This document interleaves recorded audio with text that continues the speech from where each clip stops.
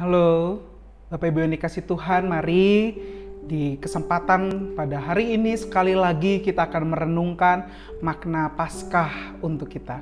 Sebelum mulai akan mendengar dan merenungkan sedikit kebenaran firman Tuhan, mari kita siapkan hati di dalam doa. Bapa kami yang baik, kami mengucap syukur untuk segala kemurahan, segala kebaikan yang Tuhan izinkan kami dapat rasakan pada hari ini. Topang kami, berikan kami sukacita, berikan kami pengharapan sehingga sekali lagi nama Tuhan dipermuliakan. Di dalam nama Tuhan Yesus kami telah berdoa dan mengucap syukur. Amin. Bapak Ibu yang dikasih Tuhan, hari ini kita akan merenungkan dari Matius pasal yang ke-26 ayatnya yang ke-6 hingga ayatnya yang ke-13. Hari ini kita akan merenungkan bersama dari Matius 26 ayat yang ke-6 hingga ayatnya yang ke-13. Mari kita baca dan dengarkan bersama-sama. Matius 26 ayat yang ke-6 hingga 13, LAI memberi tema Yesus diurapi.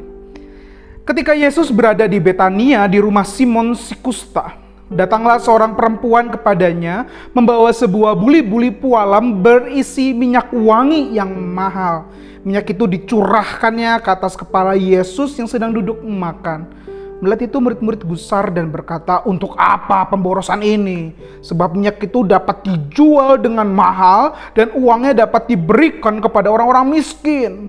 Tetapi Yesus mengetahui pikiran mereka lalu berkata, "Mengapa kamu menyusahkan perempuan ini? Sebab ia telah melakukan suatu perbuatan yang baik padaku. Karena orang-orang miskin selalu ada padamu, tetapi aku tidak akan selalu bersama-sama dengan kamu. Sebab dengan mencurahkan minyak itu ke tubuhku, ia membuat suatu persiapan untuk penguburanku. Aku berkata kepadamu, sesungguhnya di mana saja Injil ini diberitakan di seluruh bumi, apa yang dilakukannya ini akan disebut juga untuk mengingat dia."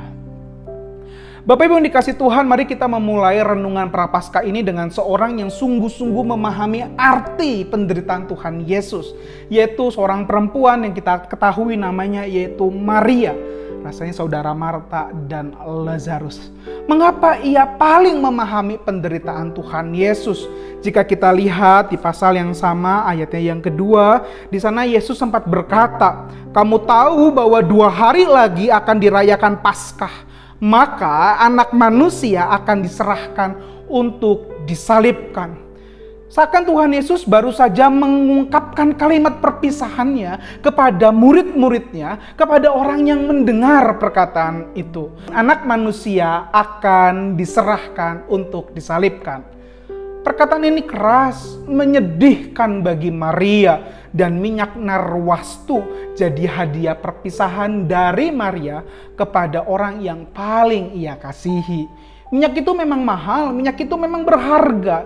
Dipakainya sedikit menimbulkan wangi dan menyatakan status atau derajat orang yang memakainya sebagai orang yang pantas untuk dihormati. Alih-alih ia berikan, Maria mengambil dan mengurapi Yesus dengan minyak itu. Pemborosan, seru para murid.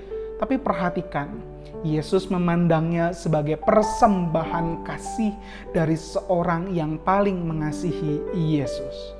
Oh, Maria sadar bahwa waktunya tak lama lagi bersama Yesus. Maria rindu memberi yang terbaik bagi Yesus, dan Maria sadar yang berharga bukan minyak narwastu dalam hidupnya, tetapi Yesus yang hadir dan mengasihi dirinya. Maka kembali renungkan kebenaran firman Tuhan ini lewat pertanyaan-pertanyaan ini. Apa yang menjadi respon kita terhadap kematian Tuhan Yesus di kayu salib?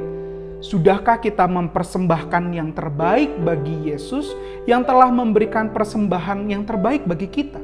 Ia relakan nyawanya bagi hidupmu dan hidupku. Adakah kita mau memberikan persembahan juga yang terbaik, yaitu hidup kita kepadanya? Adakah persembahan yang kita berikan menyenangkan diri kita?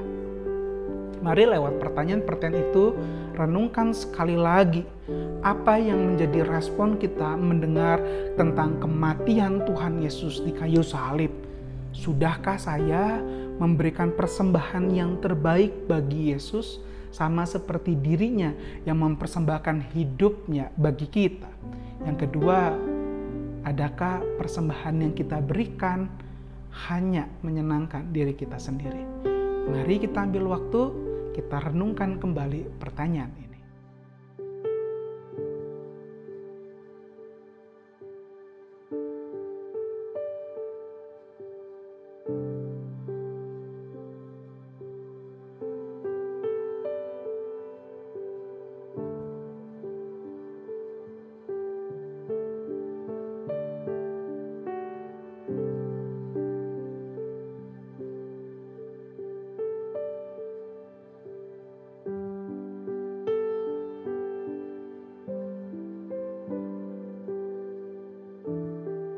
Tuhan, kami mengucap syukur sekali lagi kebenaran firman Tuhan membawa kami dalam sebuah perenungan.